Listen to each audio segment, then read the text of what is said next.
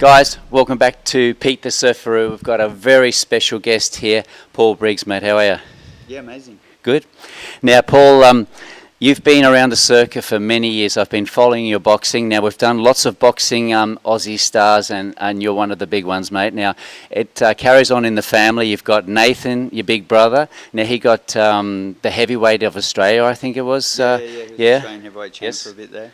So he's done pretty well. Now, going overseas, you've got so many qualifications. Now, you've brought all this back to Australia, which a lot of boxers don't do. They sort of give it away, and that's it. And you're passing it on to the young generation, mate. Tell us what you're actually doing here at the gym.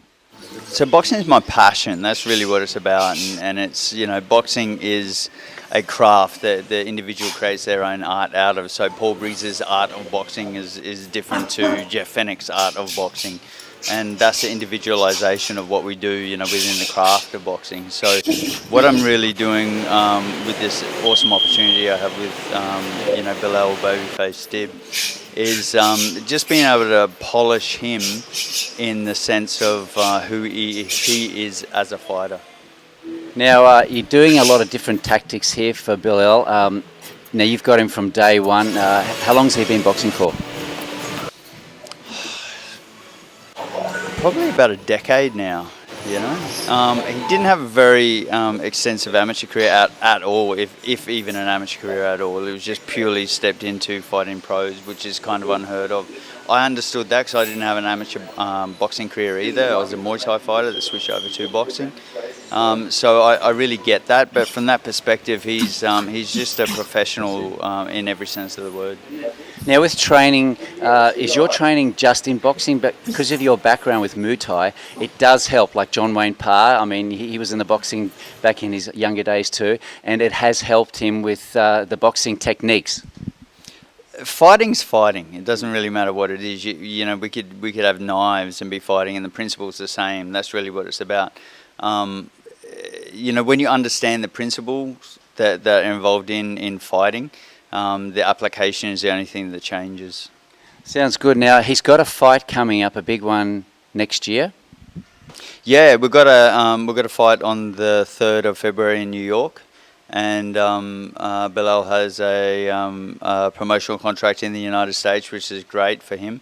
And we're just working towards that, really. You know, this is a great opportunity, this next fight. It's going to be a hard fight. And, you know, once we take care of that, then we're one step closer to a world championship, which is what every fighter aspires to. How's he ranked at the moment in the world? He's number 6 in the world with the WBO. So he's in the top 10, so he's in contention, you know. But every single fight from this point forward is a world title fight.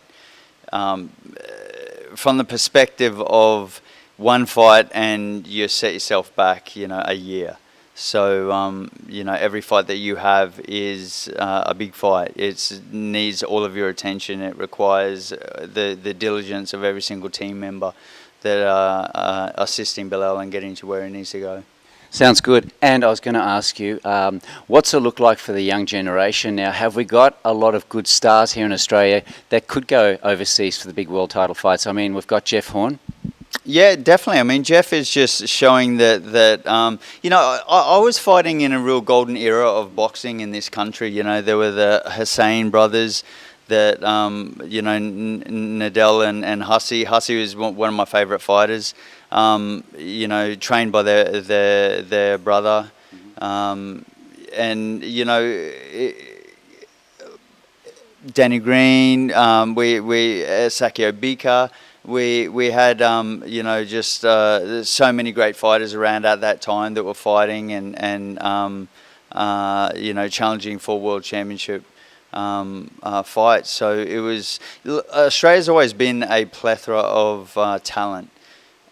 Unfortunately, we don't have the depth in the industry for the sparring and the training and that sort of thing with other boxers like they do in the United States. But you know, like, the world's a small place these days. It doesn't take long to get from point A to point B, and many fighters, Bill Elle being one, are sort of living between here and the United States and traveling a lot and fighting from that perspective. Paul, it's a great pleasure speaking to you, mate, and really good luck for the Aussies out there. I mean, we've got all of our champions here, and they're going to go a long way. All the best, mate. Guys, we're here with Bill Elle. Bill Elle, how are you, mate? Good, mate. Thank you. Now, it's great to have you on the show, Pete the Surfaroo. Now, you've got a big fight coming up next year. You're looking forward to it? Yeah, definitely. We've got a fight scheduled for early February in 2018 in the United States, hopefully in New York. So it's another great opportunity, and I'm looking forward to going out there and doing what we do. Now, you've got a whole family of boxing. You've got Bill Elle Dibb as a cousin, and your dad, Muhammad, who's right behind you in the boxing, goes everywhere with you. I always see him at Pacific Fair there, and he's always saying, come along, you know, root for my boy, he's going really well. Now, you're sixth in the world. That's going really good, mate. And now, what are you how's your training going? Is it going flat out and good as you expect? Yeah, training's starting to pick up now. We're probably about 6 weeks out maybe, so training's really starting to pick up.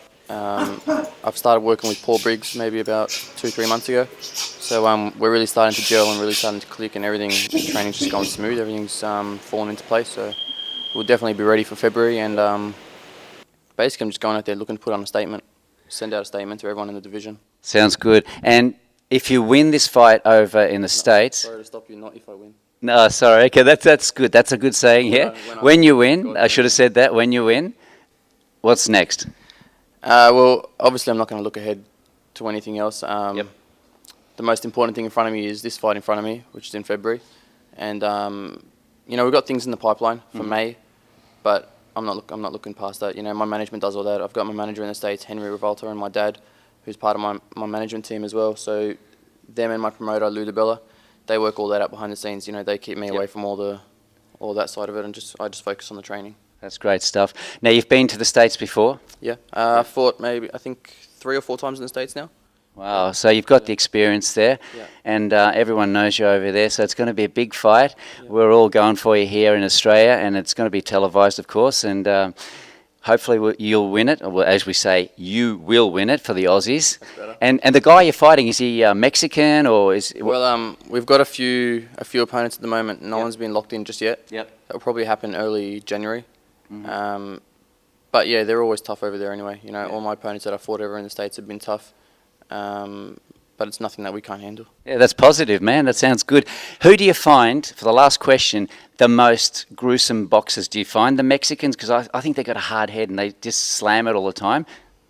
Me. Good saying, mate. All the best. Thank you. Congratulations, mate. I'll say he's won the fight now and he's off to the big one, and we'll be seeing you up there as a world champion, mate. Thank you. Well done. Woo!